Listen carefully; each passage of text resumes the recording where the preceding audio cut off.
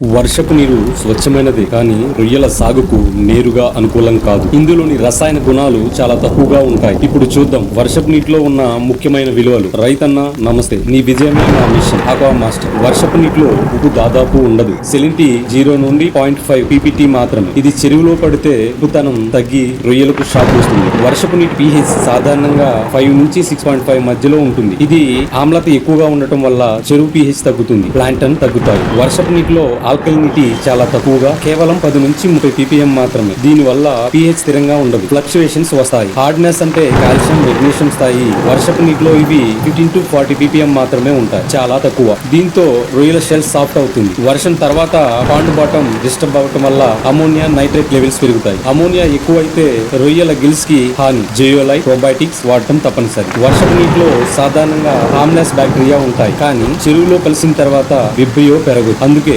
Biosecurity మరియు probiotics వాడాలి. మొత్తం చూస్తే వర్షపు నీరు సాఫ్ట్ వాటర్. ఇది సెలినిటీ, pH, ఆల్కలినిటీ, హార్డ్నెస్ అన్నింటినీ తగ్గిస్తుంది. అందుకే వర్షం తర్వాత లైమ్, డోలమైట్, జిప్సమ్ వాడి నీటి సమతుల్యత కాపాడాలి. డోలమైట్ 100 నుంచి 150 kgs వాడాలి. కాల్షియం పెరుగుతుంది, మెగ్నీషియం పెరుగుతుంది, pH స్టేబుల్ అవుతుంది. అగ్రికల్చర్ లైమ్ 50 నుంచి 100 kg వాడాలి. ఆల్కలినిటీ ఇంక్రీజ్ అవుతుంది, pH బఫర్ అవుతుంది. సాల్ట్ 50 నుంచి 100 kg వాడాలి. సెలినిటీ బ్యాలెన్స్ చేస్తుంది. ఎప్సమ్ సాల్ట్ 5 to 10 kg వాడాలి. మెగ్నీషియం సల్ఫేట్, మెగ్నీషియం పెరుగుతుంది.